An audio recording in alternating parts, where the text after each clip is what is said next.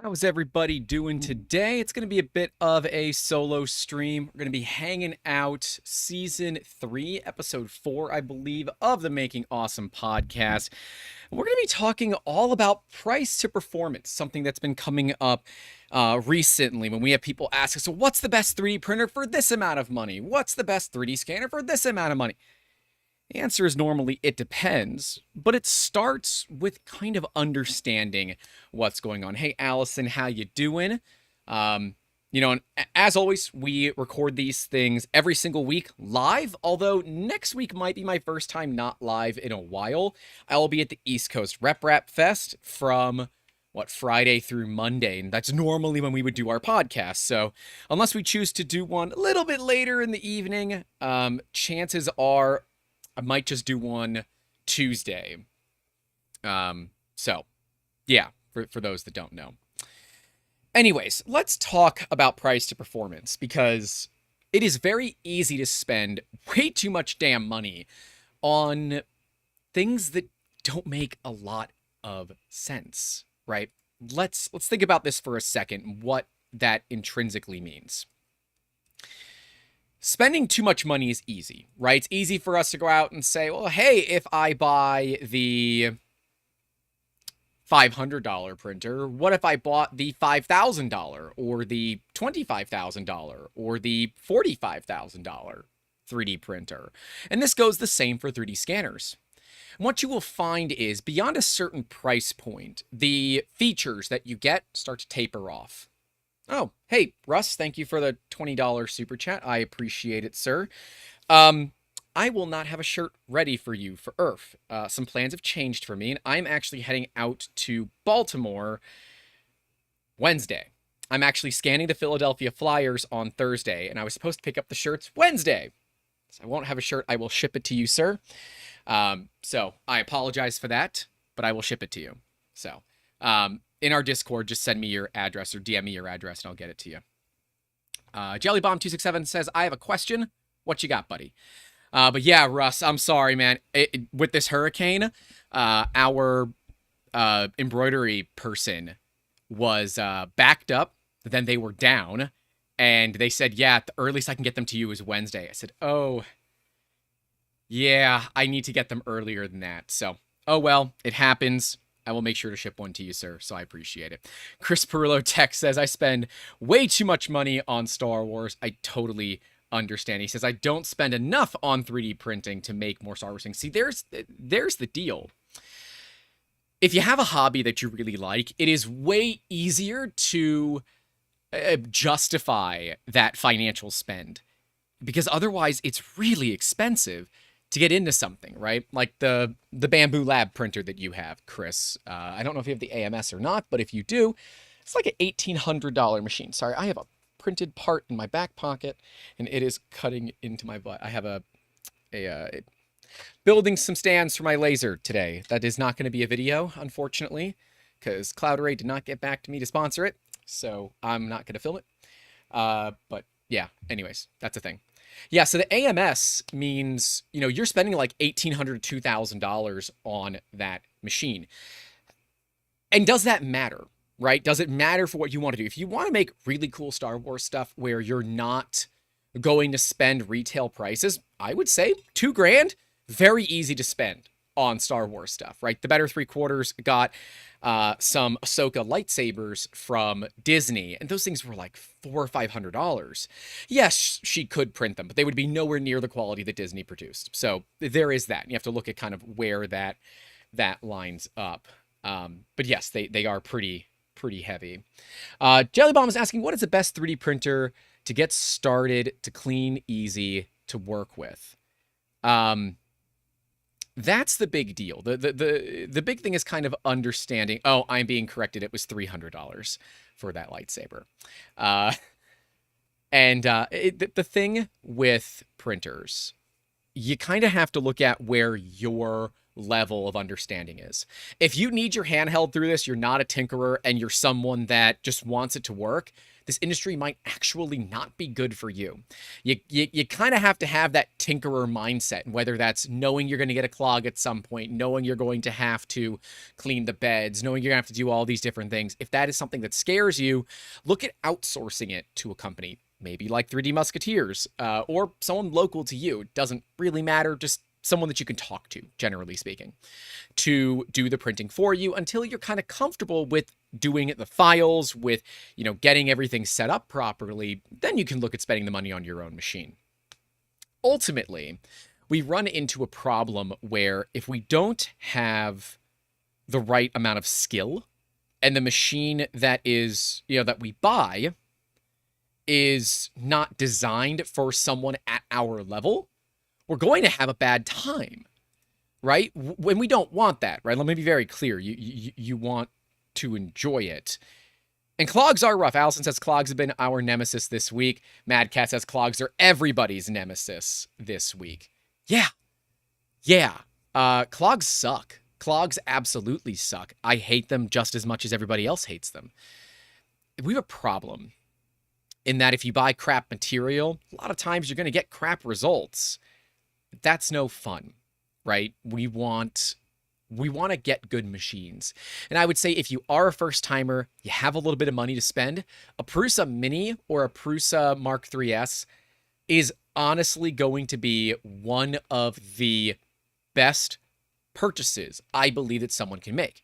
Now, there are machines that are considerably more expensive. There are machines that are considerably more affordable, right? You can go get an Ender 3 from a Micro Center for $100. And don't get me wrong, an Ender 3 for $100 is a great deal.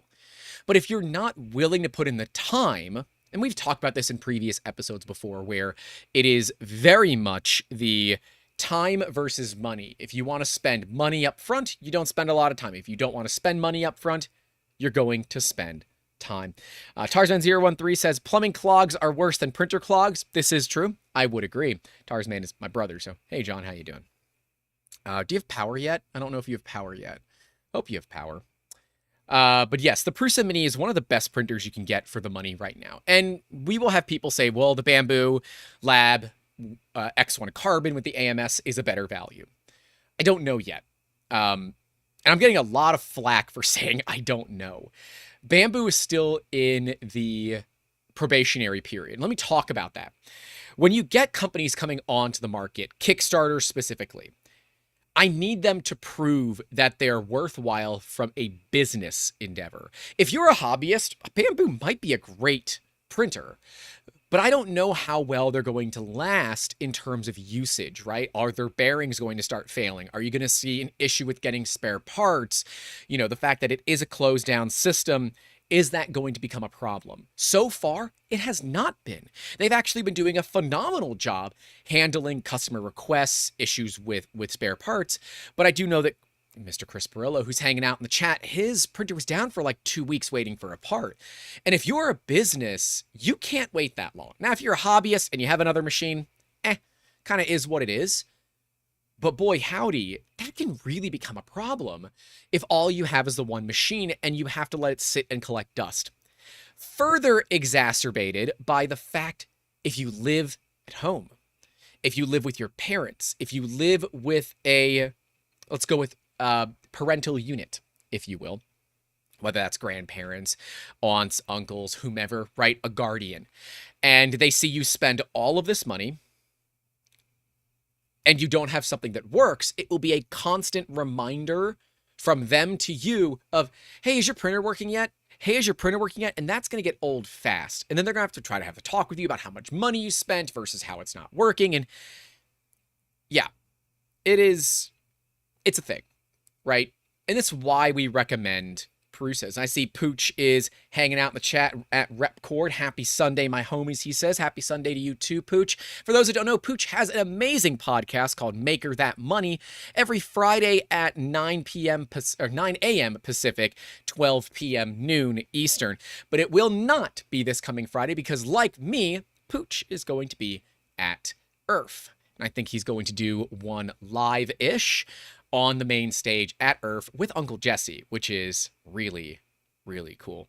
Pooch says, sounds like personal experience talking. Not too much. I don't, yeah, I didn't live with my parents when I got my first 3D printer. When I first started building them, I was in college, and we bought a house after college, and I never lived with my parents since.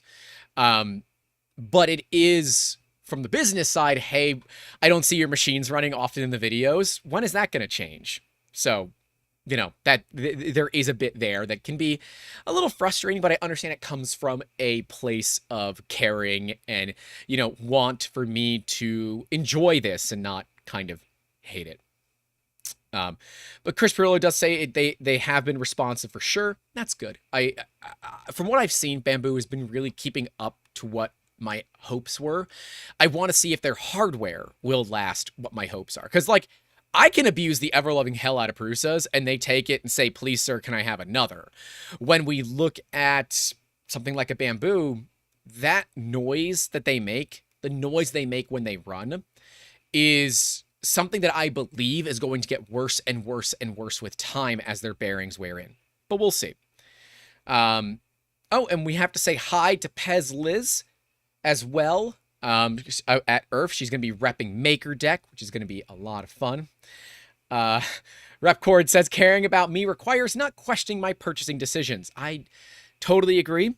But, Pooch, you're one of the few people that has actively and publicly talked about the decisions that they make for their business. And that's why I don't question the decisions that you make, because I can tell that you've put some sincere thought into it. Of course, Left Terrace from Inex 3D has talked about it more privately. I am hoping to get him on as a podcast guest. Boy, howdy, the time zone differences might be a pain, but talking to him about what he does with his minis would be absolutely amazing. How you doing, Printed Visions 3D? Yeah, I'm excited to meet kind of all these people that I've talked to for the past 2 years via the internet, be able to meet them in person. Like, I'm ready to go hug Pooch. I'm ready to hug Liz, and I'm ready to socially distance from most everybody else. But no, if you guys are at Earth and you do see me there, I will be carrying our Artec Eva with me. And hi, booth vendors. I might choose to leave it at your booth for a little bit because it does get heavy after a while. So please and thank you. But if you do see me carrying around the Eva and you feel comfortable coming up and saying hi, let me know. We'll get you a scan, because why the hell not? Let's have some fun.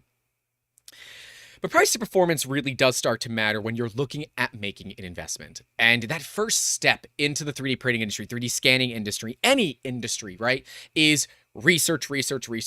If all you do is you go to a Facebook group and say, what 3D printer should I buy? Oh, dear Lord, have mercy. Are you going to get a lot of good answers and quite a bit more bad answers? And then you have to somehow sort everything from the BS, and that becomes problematic.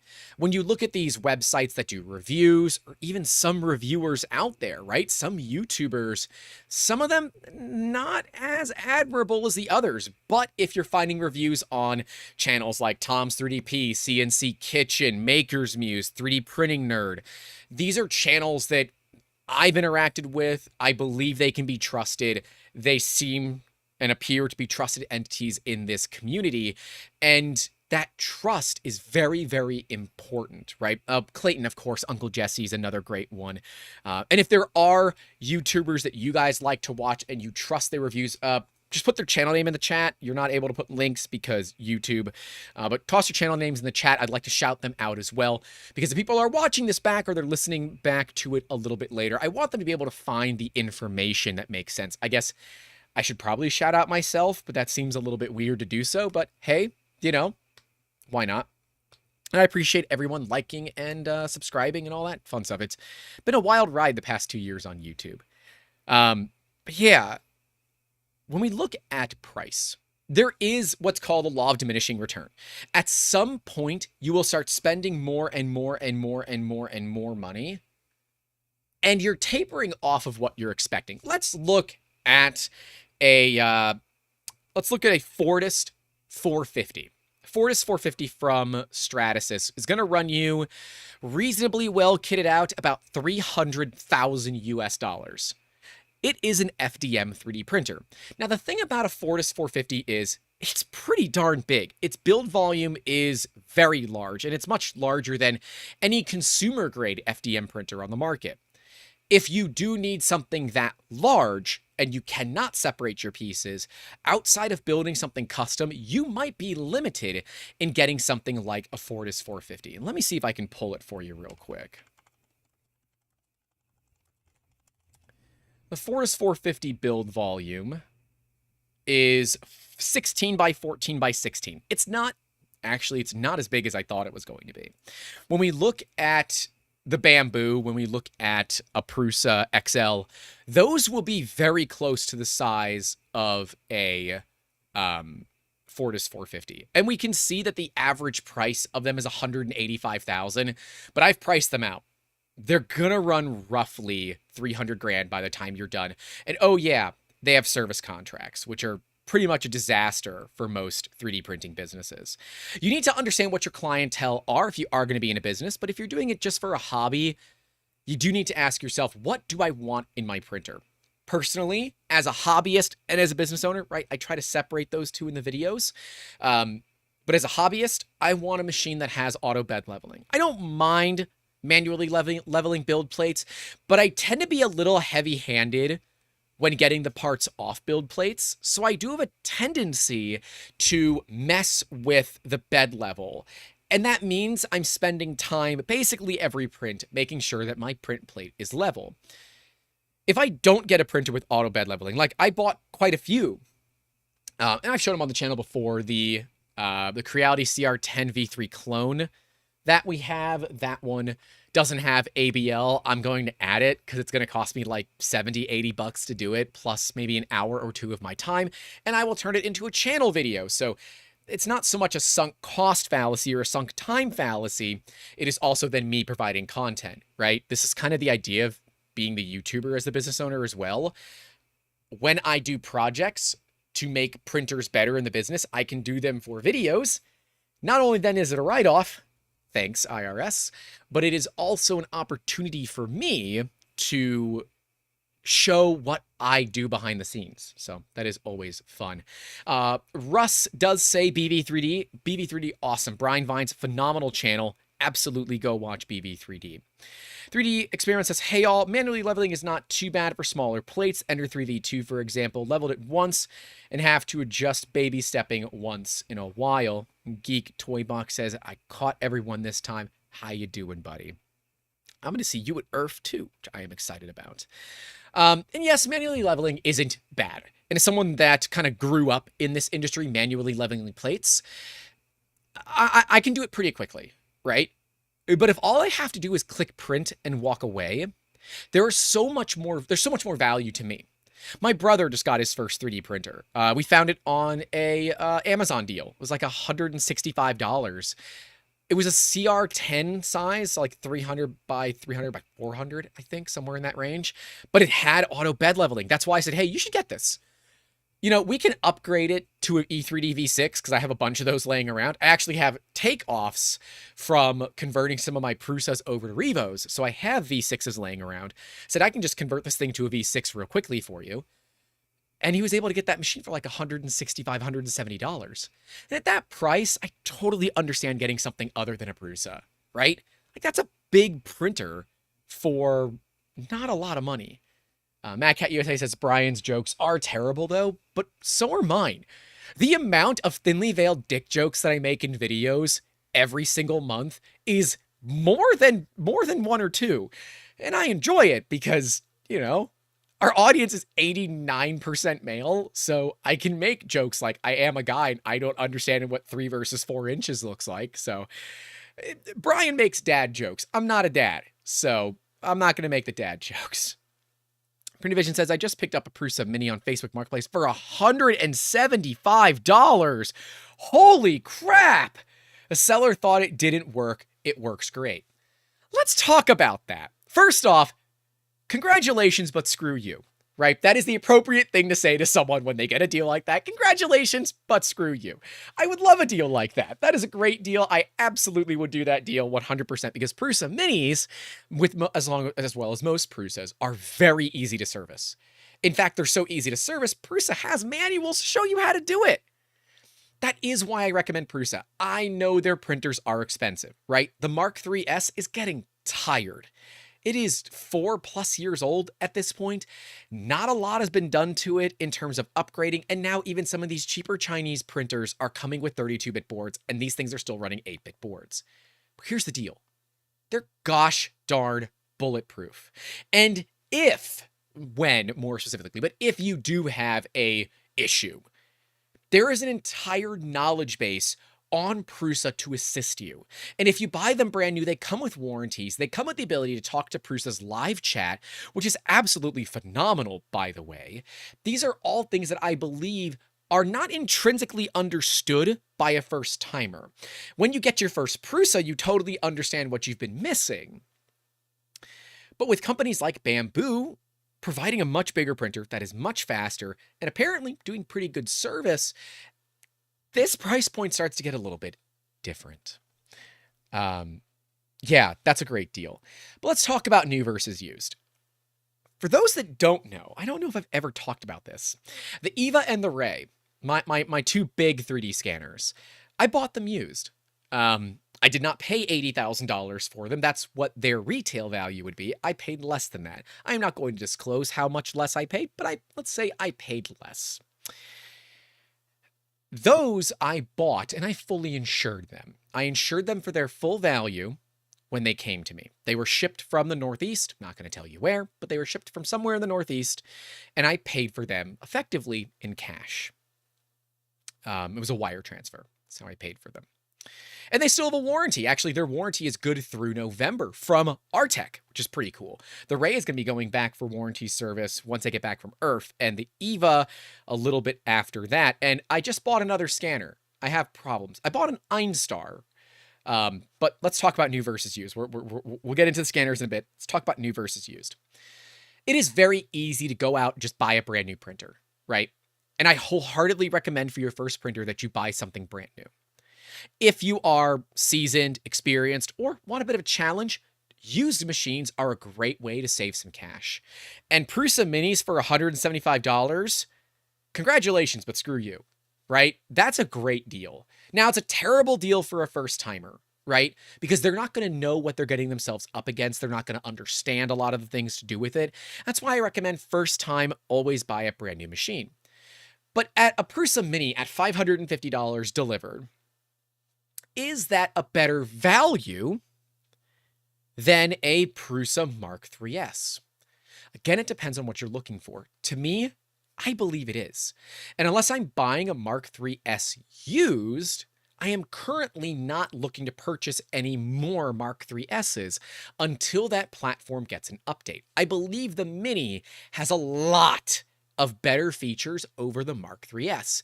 But the two big downsides to the Mini is the cantilevered bed, the cantilevered X-axis, which can sag over time, as well as the smaller build volume. But I really don't think you're losing much else from the Mini to the Mark IIIs. Now, the Bowden system can be a bit of a challenge. I do recommend upgrading to an E3D Revo, but it's not necessary. Some people have issues with the stock extruders and the stock Hotends on the Mini. I have 4 Minis and have had no such issues personally, but I did upgrade one to a Revo. That was mainly for a video. I had no reason to do that personally. 3D Experiment says the Chinese printers that are starting to come with ABL and Clipper are hard to beat IMO. Yeah, the FL Sun V400 and some of the other ones that are coming out with Clipper are very, very difficult to beat. I think there's a crux here, and the crux is you're not new. If a newbie gets a printer with Clipper, as someone that has never used Clipper, I've looked at Clipper's interface and said, oh my God, what the actual hell am I looking at? I've never used Clipper. This is going to be a video, by the way. I'm actually working it out with one of our patrons who's local, who knows Clipper. And I think we want to do like a, seasoned versus moron, right? Someone that knows what they're doing versus someone that doesn't, and see how we can build a Clipper instance and try to get print quality out of it. Clipper is complicated. It is not straightforward. It doesn't just work out of the box and will introduce more problems than I believe solutions to the average newbie, right? Again, we're looking at this from a newbie's perspective. From a seasoned professional, dude, go with Clipper. Absolutely go with Clipper. I don't go with Clipper because I don't want excess bullshit that I have to deal with. I don't want to deal with things that don't matter to me. Prusa's work great stock. I do modify them. I do one modification to the y-axis so that I can tension it with a hex bolt, or not a hex bolt, a socket cap screw from underneath the screen instead of having to flip the printer over to tighten the belt. I hate that part about the Mark 3S. It is an easy upgrade that I do when I build the kits. The only Prusa in the area for sale is a Mark II for $350, way more than I'd want to pay. Geek Toy Box, you live in California, so yeah, you have a California tax. 3D Experiment says, I'm a moron with everything I try the first time. As a retired software guy, you get used to that. To my impatient friends, I always recommend Prusa. And like a lot of people say, oh, you're a Prusa shill. I would love to be a Prusa shill. I would love to be a Prusa shill. They don't pay me. In fact, I pay them. I buy their printers and I talk great things about them. I'm not a shill. In fact, it's the exact opposite. That is something to keep in mind too, right? If a review is sponsored by a company, that's bad. Don't look at reviews that are sponsored by, the same company that is in the review. Jason Rhodes saying, a friend wants to get into 3D printing, so I suggest auto bed leveling or manual. Absolutely auto. Yes, they can start with manual, maybe look at upgrading with the TH3D probe, but this does require asking them how much effort they are willing to put into it, how much time that they want to put into this project. If they are looking for something that does just work, let's say like the Apple of 3D printers, then yeah, you're going to want to pay the Apple tax, if you will. Geek Toy Boy says, why would that be a California tax? A California tax meaning things are more expensive in California. That was the joke. Not that you have to pay extra taxes. It's the everything is more expensive there. Leonid says, I have a mini first FDM printer and I'm glad about the Pinda sensor. I agree. Right? And yes, you still have to set your first layer offset that first time, but then quite literally it just works. And if you change build sheets, you then have to reset it. But you can change what build sheet you're using in your firmware.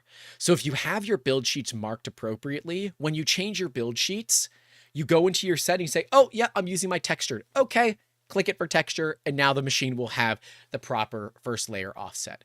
It is worth it.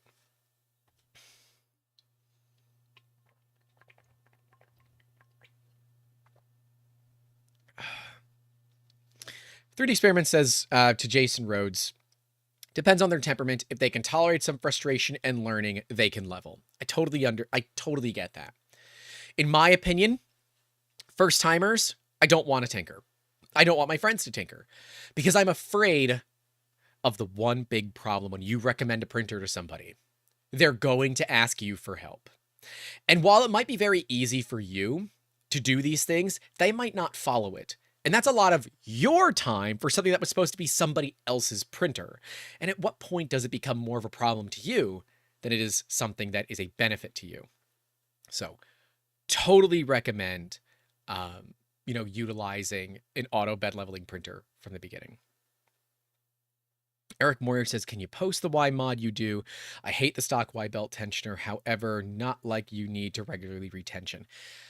I must have found it on Thingiverse years ago. I have a 3MF file that's just the plate of Prusa parts that I print. I also do a mod on the Z-axis. You can see like this printer has a white part there and a white part there. I do a mod where you can just slide in like from straight on the Z-axis.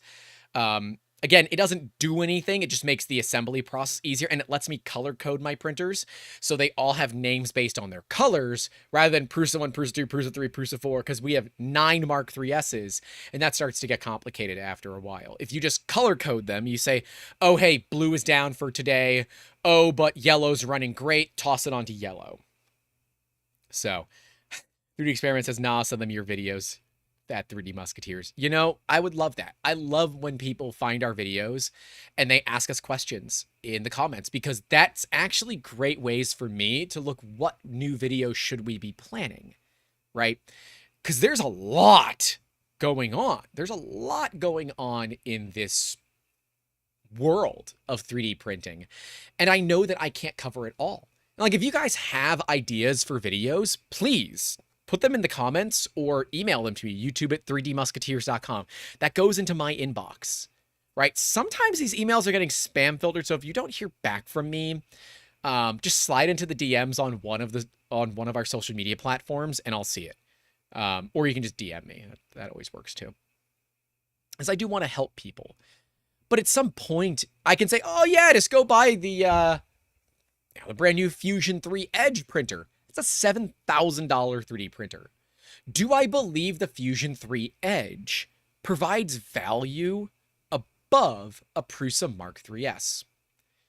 To some extent.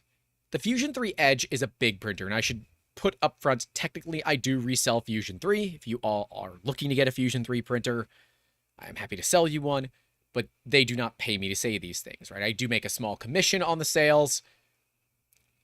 Full disclosure being what full disclosure is. If we look at the new Fusion 3 Edge printer,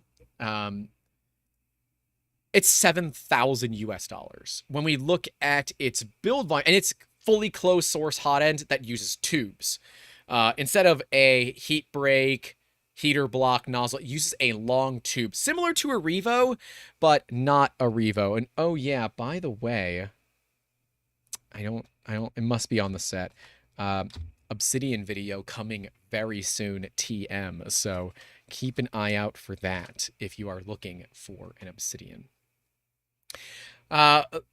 Leonid says, hey, what about a video about enclosures and if they are worth it? That is an upcoming one, but I need to get the Politician where I need it to be first. The Politician is our solution to heated enclosures for FDM and SLA 3D printers.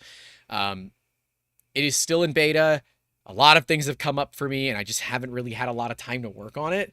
But I want the Politician to work because I'm going to have a printer that is not in an enclosure, one that is in an enclosure, and one that is an enclosure with a Politician, so we can show the differences in the print quality. There might not be any, but we're going to find out. But yeah, this Fusion 3 is, the build volume is 14.5 by 14.5 by 13.5. It is not listed in metric, at least up top. The bed is able to go to 145C.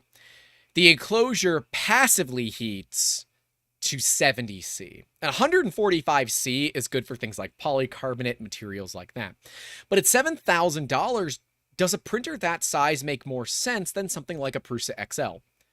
Well, if you need it now, yes, it does, because you don't have other options in that general size. That makes sense. Now, mind you, Fusion 3 is also made in America, so you're going to pay the Made in America tax that you wouldn't pay for something like a Prusa or a Raise 3D or something like that. So, Grant. Hey, another Grant. Hey, my name's Grant. Hi. It's weird to have another Grant in the chat. I'm not disappointed that I bought an MK3S. It has been very user-friendly, safe, and a smart printer. Totally agree. There is value to it.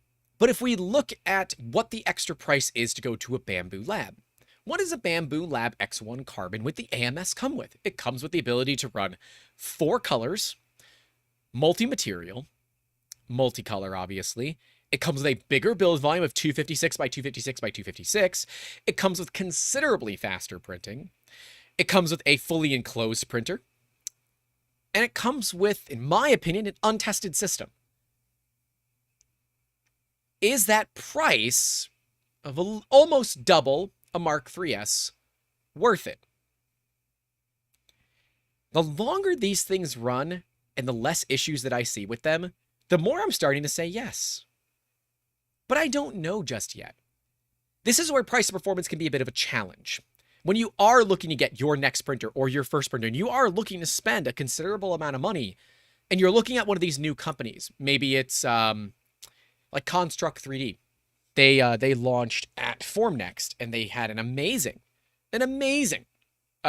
booth, and the printers are gorgeous. They've been kind of dark otherwise. I'd love to see more out of them, but it's like a mother and son team, and they're absolutely amazing. I would support them just because it's a mother and son team, and they're just going after a dream of retailing a 3D printer.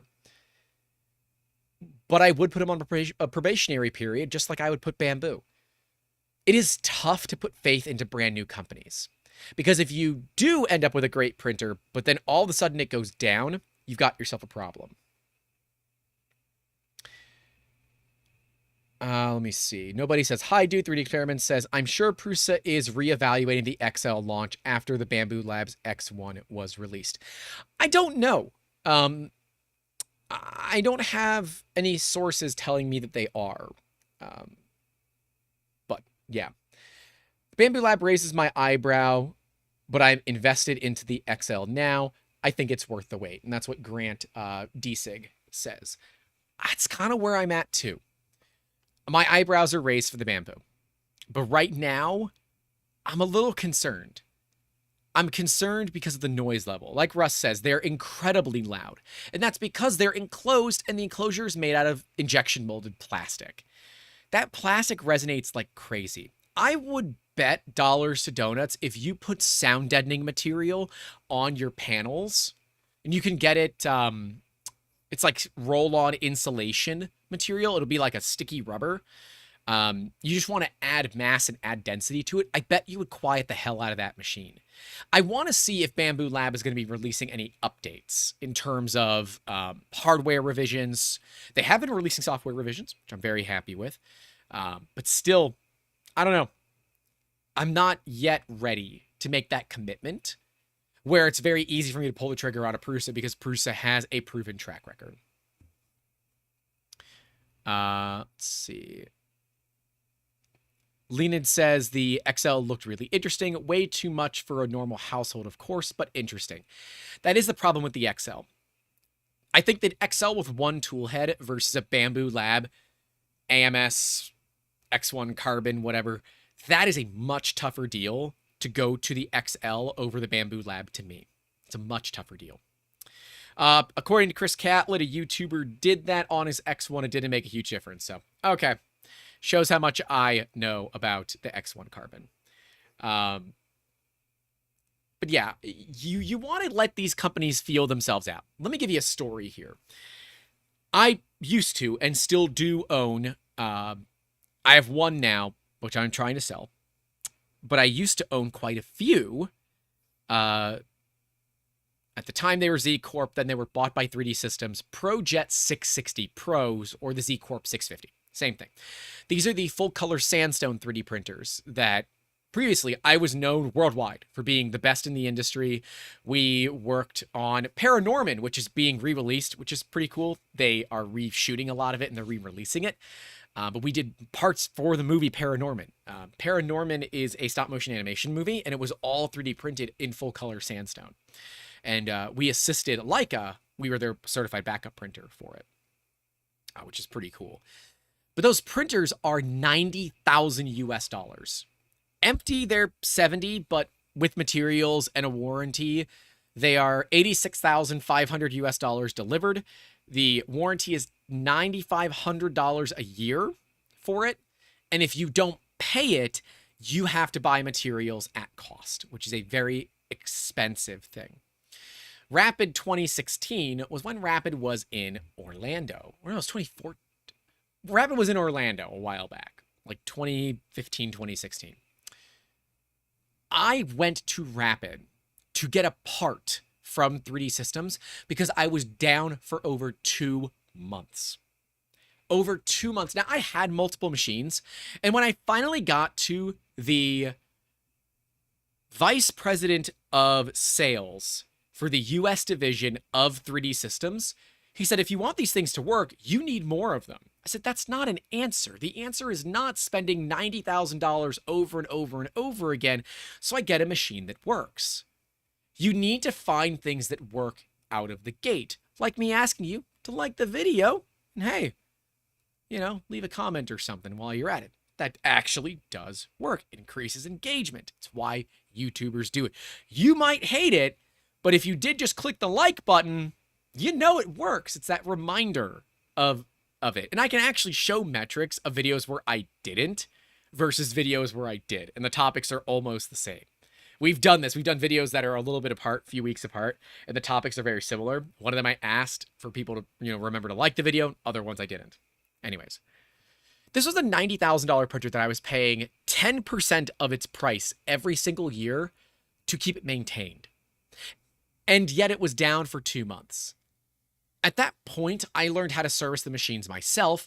I canceled my maintenance contract. I made a deal with one of their suppliers to buy B stock cards and things that 3D Systems would not use at a significant discount, and I learned to service those machines myself because I could not trust that 3D Systems could provide me with proper service. And that sucks. But those machines, when you were looking at full color, were the only ones on the market. Now, recently, we've got some full color PolyJet from companies like Mimaki and Stratasys, so that has changed quite a bit. But back then, it was your only option. Or you're going with MCore, which was a paper printer. They weren't great. Anyways, Allison says, I am so glad that I purchased the kit version of my Prusa, as it made it so much easier to understand what is working or not. That is a great thing here. Something to note with the Prusas. I highly recommend your first Prusa, if you do buy one, is a kit. You might say, but Grant, you're talking about my time being valuable. I am. I'm talking a lot about your time being valuable. But knowledge is very valuable too. And if you take the time to put one together, the Better 3/4 put together one of the Prusas behind me, actually. And it took her, I think it was 10 or 11 hours. It took a little bit. I would bet her next one she could get done in 7 or 8 hours. And by your third or fourth, you're down to 6. 6 hours, normally a fast Prusa. But it means if you do upgrades to it, you're able to do them as you build it. So instead of using the stock parts, you're putting on the upgrade parts. So there's no extra work involved in that. You're just replacing things. And that's a lot easier. And for your first time, you learn how certain things come apart. If you don't know that the Prusa Hotend can, or the entire extruder can come apart with 4 to 6 screws, you might not know how to service the Mark III's. That's a problem. And if you got to search all through to find these videos, that could be a pain in the ass. And we don't want you to go through all of that. 3D Experiments, it sounds like the McDonald's shake machine fiasco. There's a conspiracy theory that they're deliberately down a lot of the time to restrict volume so you increase demand, right? Because your supply and demand curve is a thing, right?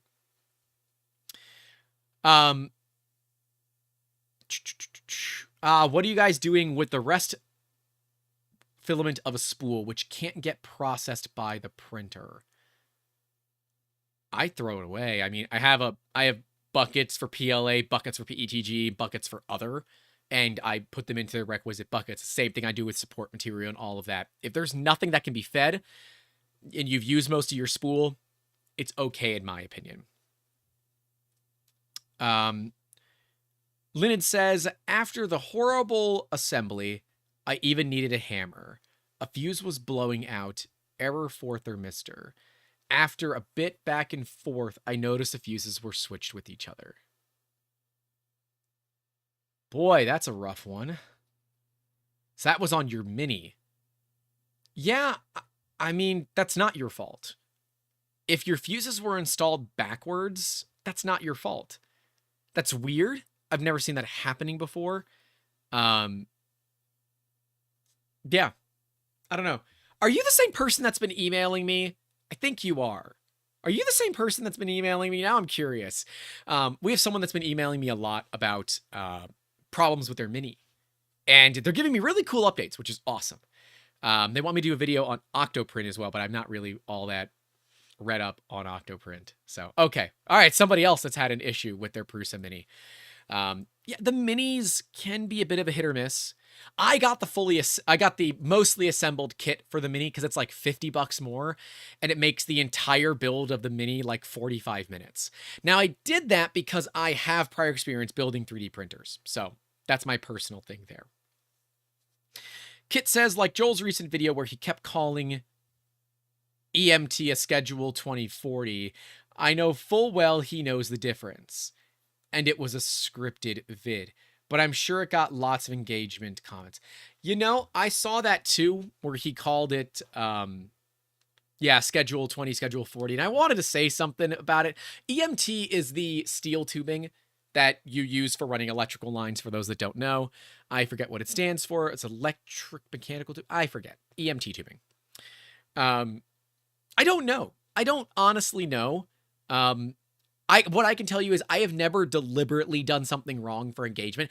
I have certainly, when I lit the printer on fire, I told myself when I shot that video, a printer will catch fire today. A printer will catch fire today. It didn't manually, so I assisted it, and that's why you had the crazy thumbnail, you had the crazy intro to that video. Yes, that was absolutely a little bit of showmanship for the channel, but that's as far as I've ever gone. So let me be clear with that. There's very little clickbait, right? Electric metallic tube, EMT. Okay, well, there you go. Thanks. I don't know if other creators do it. I mean, obviously there are some tinfoil people that deliberately seem to cause trouble. Their name shall not be mentioned on this channel. And if it is, I delete the comments. They're not a good channel, and I don't recommend that people watch them. And I never did the bubble machine. That's right. I never did do the bubble machine. Yep. And I try to avoid it. I will see if I can find the files, Allison. We've had a lot going on. My laser just died on me 3 weeks ago, and I'm finally going to be installing the laser tube today.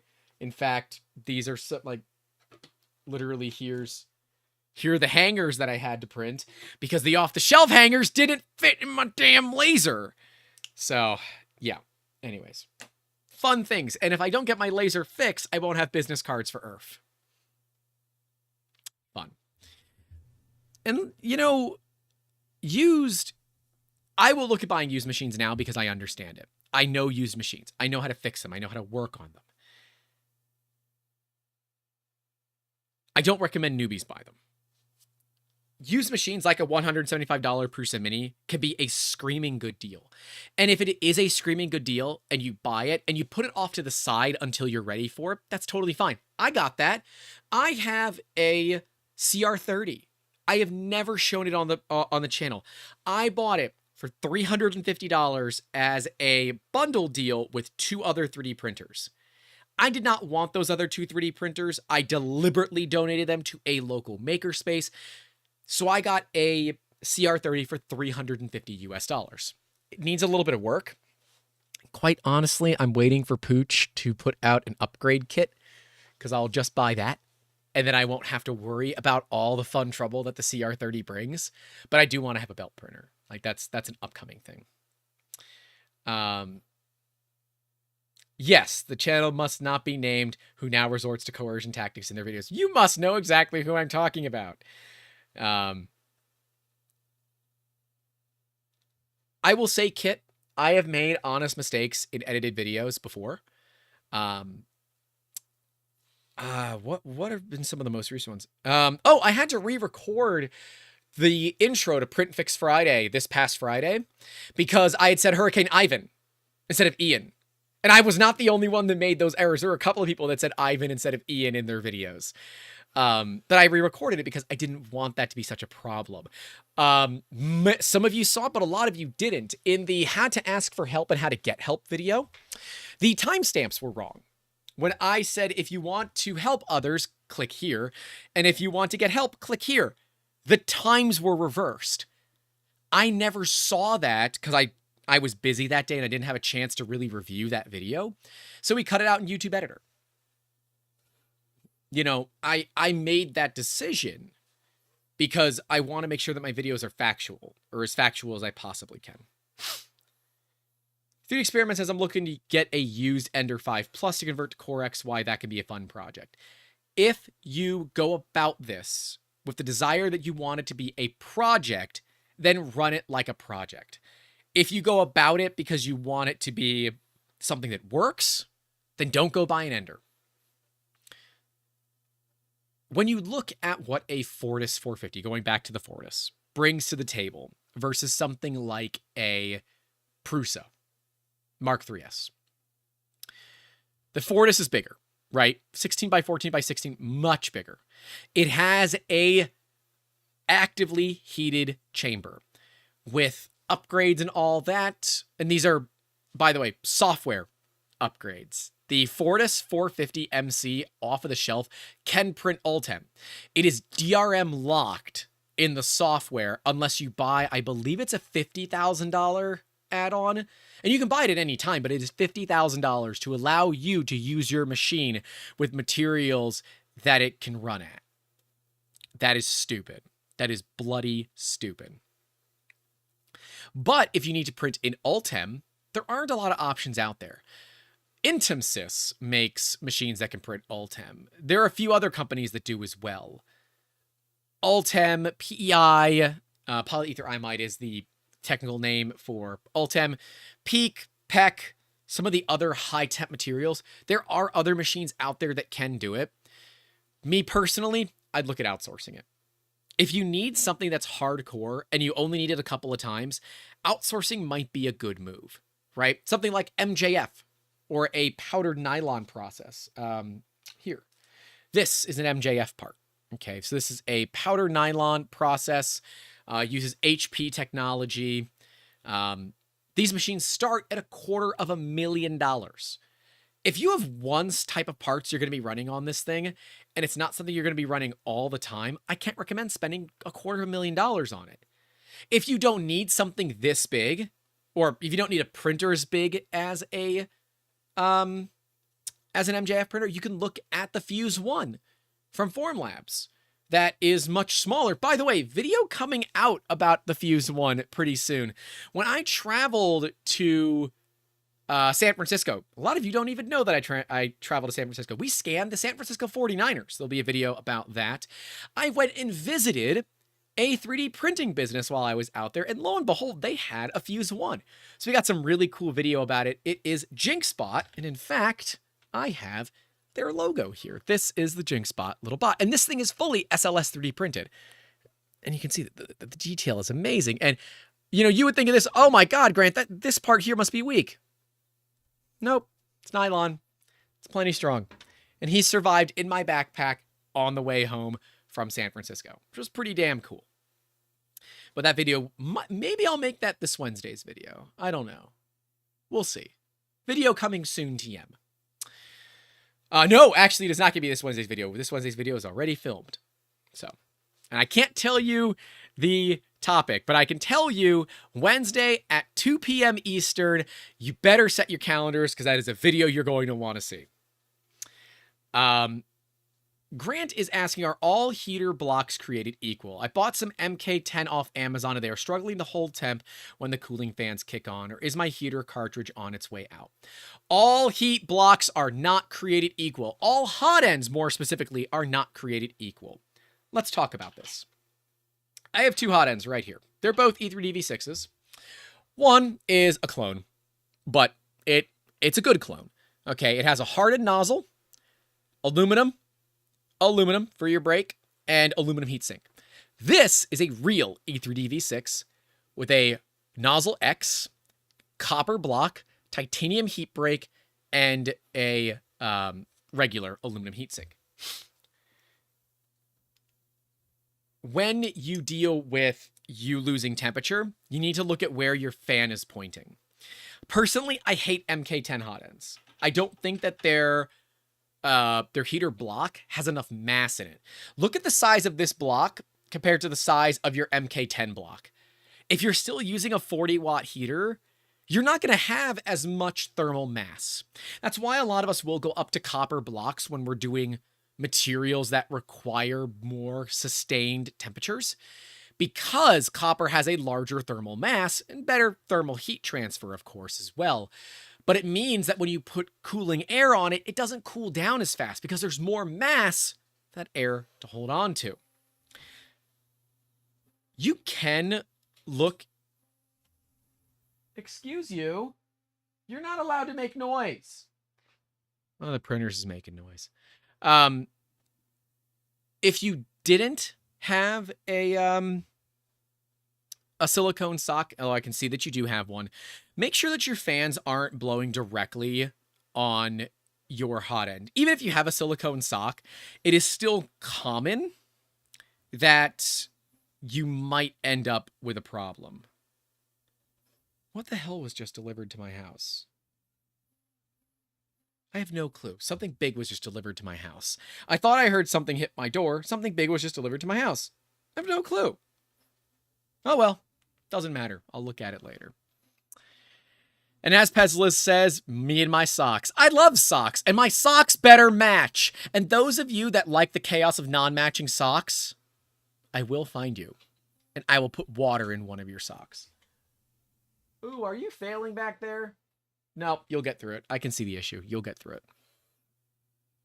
If you do have a silicone sock, then look where your fan is pointing. If your fan is pointing on your block, that might be a problem. A silicone sock will basically make your hot end, your aluminum hot end, perform similar to one that is copper because you're insulating. And insulating is a big deal. Oh, God, I'm at the point in my life where I love getting socks for holidays. It's great. It means I don't have to go buy socks. God, socks are great. Anyways, those are like, that's a quick upgrade. And I don't know why Prusa doesn't include them, but I think for Prusas, that's the one upgrade that I would do on Prusas that actually changes performance is put socks on them because they're much better with the socks. Keeps them clean, right? If you look at this, you can tell this copper block has been through hell, but it is not all that damaged because it had a sock on it its entire life. You can actually see there's been shmoo between the heat break and the heat sink. Let's see if we can show you guys that. Yeah, you can see. All right. Anyways, when we look at the MK10, right? I have one somewhere. I don't know where the hell I put it. I hate them. I do like some of the newer MK10s that make it so it's a one-handed nozzle change or one-tooled nozzle change. It's still cold, but it's still, doesn't require you to hold the block and then turn it off. But Fadis has some good hot ends. E3E, of course, has the Revo, which is a great hot end. Freaking Revos are amazing. So just, I don't know. If you're going to replace a hot end, look for a decent one. If you want to get something from Fadis, like the Dragonfly, go for it. But again, know you're going to be doing more work than you would be if you just bought something good from the beginning. So it's pointing at the block, but I corrected it. It's still dropping faster than it can heat FlashForge Dreamer. If you are dealing with that, still look at where that air is blowing. So turn your heater off. I think FlashForge the bed goes down. Give yourself a lot of space between your hot end and your bed. Turn the fan on as high as it will go, and then I want you to touch the side of your heater block. If you can feel air touching your hand as the air is going by it, you're cooling your heat block and you just don't notice it. It might seem odd, but I promise it's worth it. Just check. If you still have that problem, you can slowly ramp it up, but as some of the other commenters have said, a PID tune is certainly going to be useful. Apparently there were things that I ordered. What the hell arrived? Cables. Why is that box so big for cables? Okay. Whatever. But yeah, if you're dealing with temperature dropping too fast, do that. Do a PID. PIDs are always useful. When you change hot ends, PIDs are a great thing to do. Seriously, if you're going to keep making noise, I will come back there and turn you off. There's a little bit of a blob on my build plate, and this Prusa keeps running into it, and that noise is like triggering for me. Let's see what else. What have we missed? I know there was more that I wanted to discuss here. Scanners. Well, all right, let's talk about actually how it plays out in the Pro and Industrial. In the Pro and Industrial level, a lot of you get what you pay for makes sense, right? When you go from a Fortis 450 to a Fortis 900, you get a much bigger build volume. You get what you pay for. When you look at machines from companies like Velo or SLM, these are metal 3D printers, and you're paying high six, low seven figures for them. You get what you pay for. Absolutely get what you pay for. When you get an SLM machine that has 10 lasers on it, that is 2 times the price of something out of Velo 3D, it will run at least 10 times faster, right? Because you have 10 lasers instead of 1. It will run faster. that stuff starts to matter when you are a business. When you are a hobbyist, that point of diminishing return happens way faster. As of right now, if I include Bamboo Lab in this, I believe it starts to taper off after the cost of a Bamboo Lab AMS. I believe it starts to taper off after that, about $1,800 to $2,000. When the Prusa XL comes out, I believe it will taper off after the Prusa XL, so about $3,500 there for the XL. But I believe right now, with everything that I'm aware of, everything that I have used, that I trust, I believe much above a Prusa Mark III's, there is not a lot out there that is going to have significant increases in quality for a valuable increase in price. Give you an example. There's my Fusion 3F410. That is a $5,000 printer. It's not running because it can't do small parts like my Prusas can. It can do big parts. It does big parts very well, but it doesn't do small detail because it has a 1 meter long Bowden tube. And while I don't mind the printer, it has very specific use cases. And when I bought it, the first job that I used it on paid for the entire printer. So if it sits up there and is off, it costs me nothing other than the opportunity cost of that shelf being for other machines. I digress. That printer has its distinct value to me, right? Has that distinct value.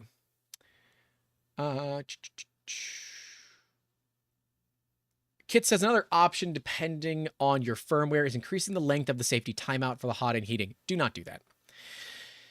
If for some reason it is a fan duct thing and eventually it works itself out, now all of a sudden your printer can heat higher or cool faster than you'd want it to. I would not adjust those numbers. 3D Experiments asking, does anyone ever have to reprint their Prusa parts eventually? They're PETG from the factory. Yes, they are. Do you have to reprint them? No. Unless you run your printer in an enclosure and your enclosure gets too hot, you do not have to reprint them. So far, I've had the one that's actually running right now is a silver power supply Mark III's. That's one of the older ones. I've had that one for at least 3 years now. It's a great Mark III's. Absolutely love the ever-loving hell out of it. It's one of my workhorses, and I've never reprinted parts for it. They just work. So be careful. Jelly Bomb says, hello, sorry I gotta go because I have school tomorrow. Good luck at school. Have a good one. Dr. Got Him 38 says, speaking of the Revo, I've been having issues where PETG sticks to the Revo nozzle and creates a blob in the print. I don't recall it being such an issue with the V6.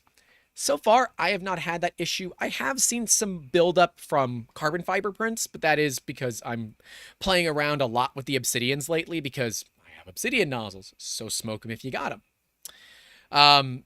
If you're dealing with that, check to make certain that your temperatures are good for PETG. PETG is a sticky material, and even with socks, you will still get PETG sticking to your nozzles. So be careful there. If it is happening when the printer is higher and you're making movements, maybe your retraction's not perfect. You're getting some wisps building up into a blob. So when is the next stream? I don't know if we're going to do one next week. I'm hoping to, but we normally do these every single weekend or Mondays, sometime around 1 or 2 p.m. Eastern. But yeah, we do videos 5 days a week, Tuesday, Wednesday, Thursday, Friday, and then Saturday, Sunday, or Monday. So we do videos 5 days a week, which is terrible since I'm out of town for so many days. I have to pre-film so much content. So take care, dude. Thank you for coming out and have a good one. Jason Rhodes says, have you ever had any problems with dust building up on the fans? My Ender 3 fans have been cleaned every few days. Oh my God. It's not dusty in my workshop. I do have some issues with dust, but not a ton. I end up with, it's actually a byproduct of printing. It's like, it looks like white powder. And it's actually some of the fumes and shit that off gases from your printers, which is why UL is working on levels of safety for 3D printers. Yeah, but it usually looks like it's frosted. Oh, never mind. That is talking about transparent filament. Yeah, yeah, something to note there. So if you're having to dust it out every 3 or 4 days, that's a problem, and you should look at maybe putting a filter on your intake if you want, or if it's not really affecting performance, don't dust it out as often. If you are going to dust a fan, make sure you hold the fan still and do not let it spin up. You can burn out your fans that way, so please don't do that.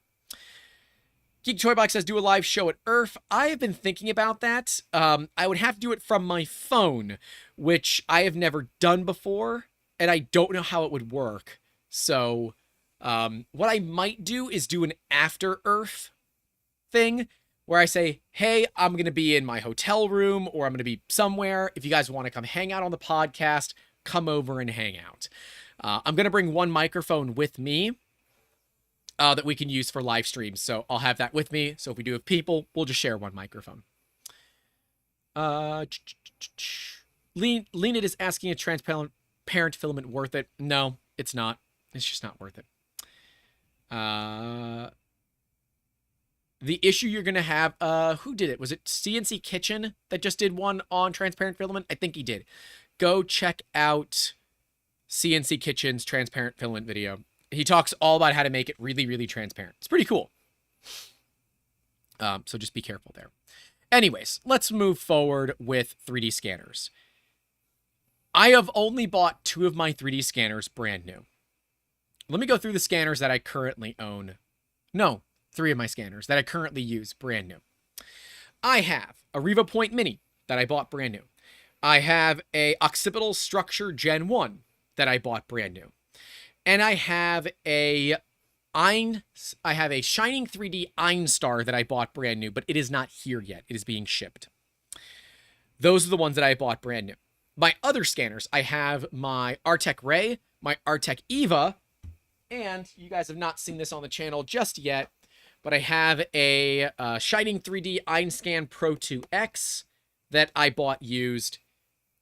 I do not believe this scanner is going to perform where I need it to, so it is likely going to get sold after the videos that I make with it. So if you are looking to get a decent priced Einscan Pro 2X, I will sell this for really, really cheap. I bought it for $2,200. No, I bought it for $2,800. I'm looking to sell it like $2,000, and that's real cheap for them. Is 3D Musketeers sponsoring this video? Yes, they are. 3D Musketeers is sponsoring this video. Make sure to leave a like, get subscribed, and all those fun things. And if you want to get some assistance with 3D printing, 3D scanning, or more, you can reach out to the pros at 3D Musketeers. Links, of course, as always, will be in that description down below. Thanks for the call to action. Appreciate that. For functional prints, have I noticed any layer adhesion strength with natural uncolored filaments? No, I have not. If you are doing materials that you need strength for, I tend to overheat them. So PETG, I will run it at 250 to 260, which is going to create more stringing, but I get better interlayer bonding, and that is worth it to me. So Geek Toy Box says, how much does it cost to sponsor a video? That's a great question. I've never put a lot of thought into that. I can tell you the average video on our channel costs about $200 for me to make. So it would need to at least cover that. So yes, I spend a lot of money making content for these channels, but it's worth it to me. I love this kind of thing. But yeah, if you're dealing with uncolored filaments and you want functional parts, just run them hotter. That's all you can do. As for scanners, right, that Pro 2X that I bought used, thankfully still had a warranty on it because it didn't work when I got it. Now, I bought it off of eBay. I had PayPal protection. I could have easily pulled the PayPal protection on it. Instead, I reached out to the company and said, hey, serial number states that it was made on this date. It should still be under warranty, but I did buy it used. They said, no problem at all. This is a known problem with these scanners. Send it back. We will get it fixed. No cost to you other than the shipping cost to them, which is no big deal. It was like $60 with insurance to ship it. Always insure your packages like that, because that's a $6,000 scanner, brand new. And it came back like 4 weeks later, fixed, and it works great now. We were going to use that as a training scanner, but I'm going to use the Einstar for that now because I've seen some scans off the Einstar and it's pretty amazing. Is there a big difference between designated 3D scanners and the 3D scan apps for mobile and tablets? Absolutely. Something to note here, if you're using an iPhone, one of the newer ones with built-in LiDAR, you will have a better scan experience than you will if you use something like an Android phone. I have no longer using my Pixel 3a XL. I have a Samsung Galaxy S20 FE. So, new phone. New phone to me. It was used. Same deal. Used phones. Yeah. Oh, yeah, and I was on Prusa Live. Well, my parts were on Prusa Live. So you guys should go check out the latest Prusa Live. We won honorable mention for functional prints for Hurricane Ian, which was pretty cool. It's pretty cool to see that. It was cool. Anyways, thank you, Filament Stories, for reminding me about that. Polycam is one of my favorite apps for 3D scanning, and I have compared the data out of my phone versus the data out of my Eva, and of course my Eva is going to win. My Eva is $20,000 US brand new. Evas go routinely for 8 to 10 grand on eBay used. So let's even say 8 to 10 grand. I paid less than $300 for this phone used. There is no way to compare that, right? I don't care how good your scanning app is. It is not going to be as good as a $10,000 used 3D scanner. It's just not, right? Thank you for the $20 super chat. Filament Story says 3D Musketeers Earth scanning fun. Thank you very much. We will be at Earth. We will be scanning. So if you see these videos, make sure to reach out to me if you want to get scanned while we're at Earth. And hey, come up and say hi. I will have business cards. God willing, if this laser tube works, that's going to be going in later this afternoon. But I'll have business cards with me that will include all my contact information. So that way, after Earth, I can send you all the stuff from the scans if you email me. I don't know if we're going to set up at a booth or something. I haven't figured that one out yet, but we will be scanning. I don't know what it's going to look like, where we're going to be able to do it, if we're going to be able to do it like in the middle of Earth, or if we're going to go outside or something. Have not figured that out yet. Going to figure that out when we get there. But yes, I am so excited to meet Liz and Courtney from Filament Stories and Dom from Geek Toy Box and so many other people. I'm so excited to meet you guys there. I will be masked, and if that's a problem for you, don't come up to me. That's the only bummers. I will be masked because I don't want to get the human malware, and it might be a little rough on the audio for videos, but I'm loud, and that means I should be able to talk through it. So we should be okay. Anyways, scanners. I have had good success buying used scanners, but similarly, I think it's best to start with something brand new. I would recommend in the beginning that you outsource it to a company to do scanning for you. Whether that's us or someone locally, it does not matter. And ask what scanners they have. You can also ask, hey, I'm in the market for 3D scanners. Which ones do you guys run? I'd love to come take a look, right? There's a lot that you can ask regarding that stuff. And if you're honest with the company, say, hey, look, I just want to redo a bunch of car parts. I'm not going to bother you in terms of, I'm not going to try to get your market. I'm just doing scanning stuff for myself. I'm totally willing to talk to people about my scanners all day long. And if they're local and they want to pay me for a couple of hours of my time, I'll bring the scanners out and they can try them. It's totally fine. If you scan a 3D printed object and reprint it, is this called printacy? I don't know. What I can tell you is 3D scanning a 3D scanned part will result in lower resolutions every single time. It's like using a copy machine over and over and over again. It is degrading every single time you use it. So be careful with that. But I am going to be 3D scanning a 3D scanner soon. So that'll be a cool video. I went down to the Shining 3D office because they happen to have one here in Tampa. And assuming they get back to me, I have not heard back from them. But assuming they do get back to me, we're going to try to set up times to go and film with Shining 3D. And I'm very, very excited to go and do that. So, hey, Shining, if you're watching this, I emailed you. Love to hear back. Anyways, further on, understand what your needs are with scanners, right? An iPhone scanner might be more than perfect for you. And that's already part of a lot of people's phones. If that's all that you need, then use it. Understand that the accuracy of the LiDAR in an iPhone is not amazing. It's mostly used for like facial recognition and that kind of stuff, which don't even get me started on how weird that is, but fine. Go about it that way.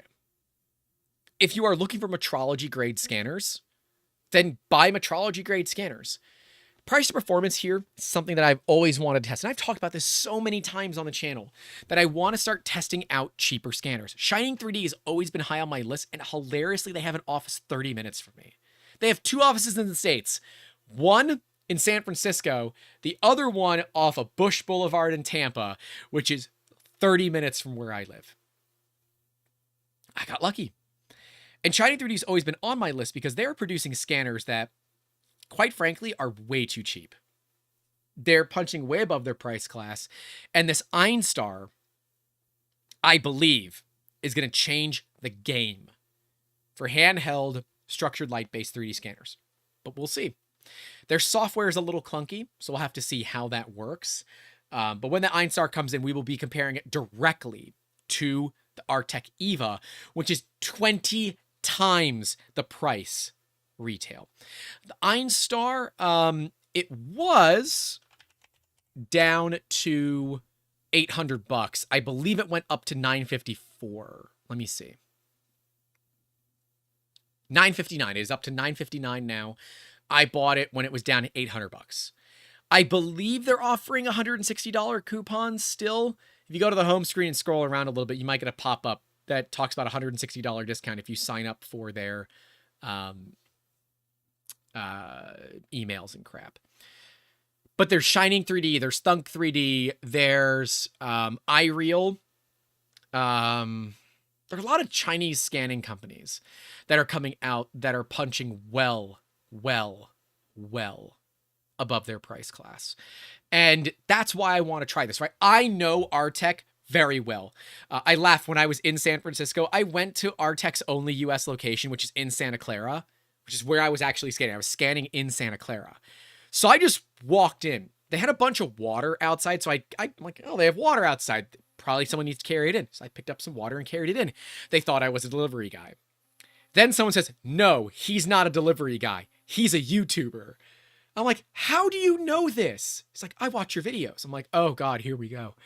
I got recognized even though I was just trying to help. I ended up spending like an hour and a half there talking with them, and I bought a cable from them that I've been trying to get for a while. I love Artec scanners because their software is effing amazing. It's $1,200 a year, but it is worth every damn penny. Every damn penny. To me. But that will depend on what you're willing to spend. The Einstar at $959 plus tax and shipping, honestly, might beat the hell out of a Artec EVA. We're going to find out. And I'm going to present the facts how I see them. Right? If I go and I try to scan something and the Einstar does great, but the EVA does shit, I'm going to show it to you. And vice versa as well. I'm going to show you guys. Because I think it is important to show what is real. Ultimately, unfortunately, it is tough to trust companies. It is tough to trust the money that you are spending. That's why we look for reviews. That's why we look for reviewers. It's why when we look to buy something from Amazon, we don't just look for a good price, but we look for something that has a lot of 5-star reviews. Would you buy something that's $20 but has 2-star reviews? Or would you buy something that is $50 that has 1,000 5-star reviews? I know what I'm going to buy, and it's not the $20 one. You got to think about what you're looking for and what your needs are. And by the way, it's einstar.com if you want to look up the Einstar scanner from Shining 3D. And it looks really cool. The ergonomics look like shit to me, so I might end up printing a thing to give myself a handle because I don't like holding something like a clamshell. That's stupid. I want to hold it like with a handle. My EVA has it. The Pro 2X has it and all that. But anyways, scanners, I'm more... Leonid says I have to leave now. Have a nice day. Take care. Appreciate you stopping by. Make sure to leave a like if you haven't. With scanners, I don't know, man. I've had such good experience purchasing scanners used. If you buy off a Facebook marketplace, that's one thing. But if you buy via eBay and you use PayPal, send it. I say send it. I totally say send it. Buying 3D printer sight unseen on eBay is a bitch because shipping starts to get expensive. But scanners, even my big scanners, are tiny. And like when I insured the Eva and the Ray, and I use UPS Capital, by the way, to insure stuff. If you're shipping via UPS, it is way cheaper than buying the insurance like at the counter or even through a company like Pirate Ship. Use UPS Capital. And it's like a real insurance policy. It's pretty cool. I think the entire shipping for those, including professional packing, I had UPS pack the boxes, because if UPS packs the boxes and the stuff gets damaged, they can't claim the boxes were packed unprofessionally. It was $140 to have them pack the boxes.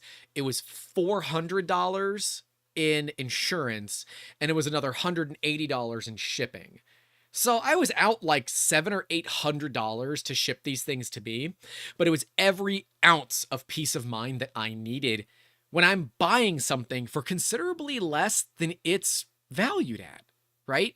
You need to be certain that when you're spending money under retail and you're buying something used, that you have measures in place to protect yourself. And whether that's PayPal, whether that's an insurance, like you have actual legitimate corporate insurance, whatever it might be. The price of performance on scanners used to me is where you go. That's where I look. I bought the Einstar new because it works. It's easier. But yeah, used is totally fine. We will be doing more comparisons like this on the channel, where we look at comparing a Ender 3v2 to a Prusa X or to a Prusa Mark 3S. Now, I know what's going to win for me, but let's run some prints. Let's see which one's faster. I want to compare stuff because ultimately, price of performance comes down to what you're willing to spend and how much time you're willing to spend. If you don't want to spend a bunch of time and you just want it to work, spend more money. And even though, yes, you can get an FL Sun V400 for $700 that will wipe the floor with a Prusa Mark 3S in terms of speed. If it is not as user-friendly, which I know for a fact they're nowhere near as user-friendly as a Mark 3S, and FL Sun support is effectively non-existent, as far as I know, is it worth it? To me, I'd rather pay the premium and have premium support, premium care, premium, like, when I had a Pinda Probe die, Prusa today shipped a new Pinda Probe to me from the Czech Republic at their cost. The Pinda Probe plus shipping totally for free. Now, I needed it faster, so I bought one off of Amazon, and now I have a spare. I'm okay with that. There's a good wide breadth of spare parts available on the market. So when it comes to price performance, look at what you need versus what you want, and then look at what you're willing to spend. If you're willing to spend $100, you're buying an Ender 3 from Micro Center. That's it. That's all you're buying. Or you're buying some used printer. I don't recommend buying used printers off of Craigslist or Facebook or anything like that, just because a lot of times used printers are printers that someone got fed up with and do not want to use them anymore. If you do buy a used printer, make sure you see it function before you spend money on it. You do not want to deal with somebody else's printer problem. You want to make sure it actually works. And if that means you have to buy a roll of filament and bring it and verify that it prints, do it. If that means you have to bring pre-sliced G-code for whatever printer, let's say you're going to buy an Ender 3 off of Craigslist or Kijiji or whatever. Bring pre-sliced G-code from Prusa Slicer, from Cura, that you know works. Have a friend or have someone verify this G-code works, and then test the printer. If it doesn't work, don't buy it. If they don't let you test it, don't buy it. And if they don't give you some sort of like, hey, if you have any issues, let me know, don't buy it. It's that simple. Stuart McClund, thank you for the basic support. I greatly appreciate your support of this channel and what we do here. Thank you for becoming a member. And yes, we do have a Patreon as well as YouTube channel memberships if anybody is looking to get involved. Of course, it is the first week of the month, and that means it is the perfect time to support those creators. We are looking at changing the billing on our Patreon to be every month on the day that you join, but I don't know if we're going to do that. I haven't decided yet. For this month, it is not set that way. Grant DSig says, I wonder if the Mark IV will feature a quick swap Hotend with similar components to the XL. It might. I'm not certain. Eric, damn it, I was just talking about scanners and now you come in. I was just talking about price to performance on 3D scanners and talking about this damn Einstar, and now you decide to show up. Love you, buddy. Eric, I don't know if I'm allowed to talk about what you do, but Eric has a really cool job working for some really cool companies and is a really cool dude. But yes, we're just talking about the Einstar versus the Artec Eva. I did end up buying one, Eric. I took the plunge and I bought it. It's like $847 delivered. It's not too bad. It's expensive, but it's not that bad considering what they're able to do. I do want to check out some of the scanners from Creaform, the Peel scanners from Creaform. I want to compare some of Creaform's handheld scanners. I want to compare the Peel scanners to other scanners. Comparing stuff is where we start looking at really where does price to performance start to matter. And because very few other people have compared scanners to each other, there's really not much that can be done. And yes, Eric, you should be sorry for teasing me with those photos because I said, I'm getting FOMO. I just need to buy it. And if I do end up getting one for review as well, I just have 2 of them. And I will use one as a mobile scanner for one of our staff members. So it's your fault, and I blame you directly. Because hilariously, I would have gone into Shining 3D, but oh yeah, we had a hurricane. We had a gosh darn hurricane, so I wasn't able... They were going to have the Einstar back the day of the hurricane, because they have one, it just wasn't at their facility. So big bummer for me there.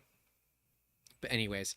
Price performance on scanners is tougher to understand because, again, we talked about this before.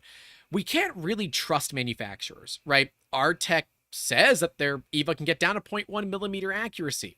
Never had that. Ever. Now, I've never also tripod mounted my EVA, so maybe when you tripod mount it, you get better detail. Or maybe I just suck at doing it. There is that thing in there too, that I might just be a moron and not know what I'm doing. But I'd like to believe that's not the case. When it comes to printers, though, I think it's a lot easier to understand. To me, it is worth the money to get an all-metal Hotend. It is worth the money to me to go ahead and make sure that I have auto bend leveling. It is worth the money to me to make sure that I have a magnetic flex plate. It is worth the money to me to make sure that I have good support. But if those things aren't important to you, then you might decide you want to save some money. Eric says, I would say that scanner performance is way more than what you will find on the spec sheet. I hate you. You're such a tease. And yes, there are 2 grants here, and it's weird there are 2 grants here, and it's okay, you can stay, but it's weird. It's not often I ever deal with other grants. Stuart says, cheers, dude. You're one of the major reasons I bought a Prusa Mark III S Plus this week, so thanks. Well, Stuart, best of luck. Did you get one of the limited edition ones, or did you end up getting a regular one? I did get... don't fall backwards. I got a 10th anniversary plate. So I don't have a 10th anniversary Prusa, but I won a contest on Twitter, and I got one of the plates, which is pretty cool. I'm never going to use this because it's pretty great, and I'm going to frame it and hang it on my set. But yes, I hope you did get the kit. Also, to your used printer point, I picked up a Prusa Mini Plus with filament sensor from Kijiji 2 weeks ago for 700 Canadian. Is that a lot? I feel like that's a lot.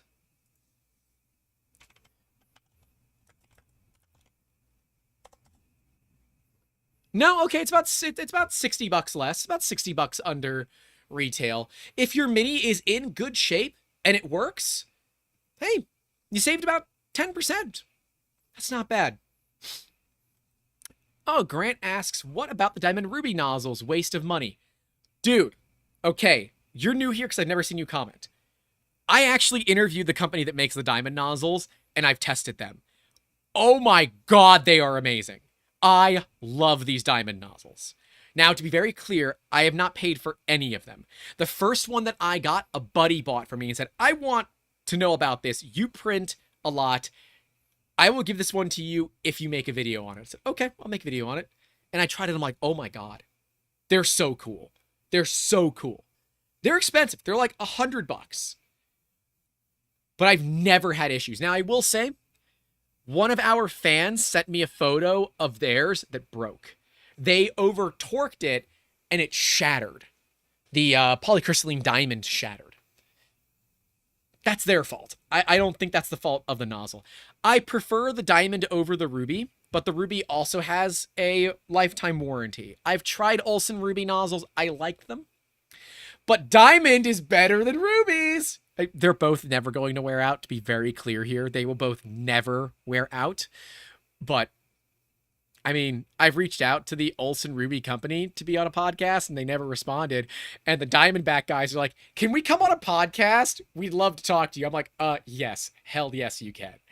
And to this day, it is one of the most watched podcasts and routinely will get 2,500 or 3,000 views on its own a month. It's crazy how popular that podcast has been. He's got a local reseller for the Mark III. He had the Mini the Mini had 4 days of runtime. Nice. And with taxes and everything up here, it's 860-ish Canadian new for the Mini. Oh, okay. Eric says, Grant, you know I am the main engineer that brought the Olsen Ruby to market, right? Yes, I am.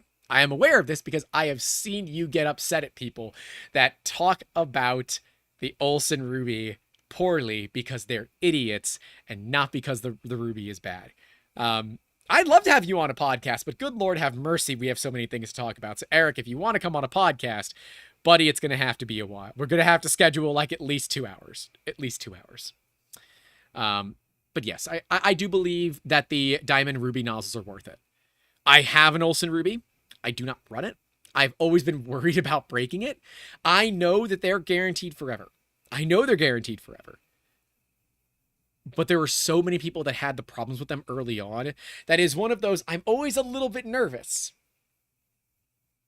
Schedule a 4-hour slot or so. We probably won't be able to make it much shorter. You're right. You're right. Because we have so much shit to talk about. Or we do multiple episodes across a few weeks and we turn it into a series. That might be easier for both of us because we're going to get tired after at least 2 hours.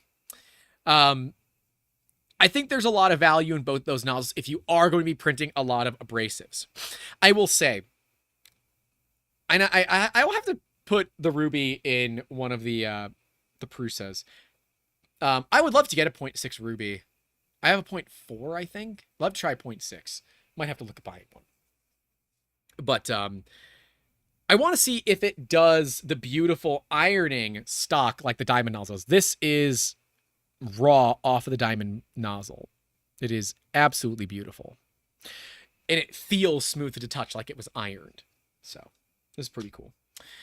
I think they're worth it, but if you're not going to be printing a lot of abrasives, I don't think it's worth the money. If you are going to be printing a lot of abrasives or you want to print abrasives often, it is worth it to get it. But if you're putting a $100 nozzle on a cheap non-all-metal Hotend, you're wasting your damn time. Please don't do that, right? Do it on a nozzle, do it on a Hotend, do it on something that actually works properly, that looks good, that is, a quality Hotend. Don't put a $100 nozzle on a Creality printer. For the love of God, please don't do that. Stuart says, at Filament Stories, I love both of them.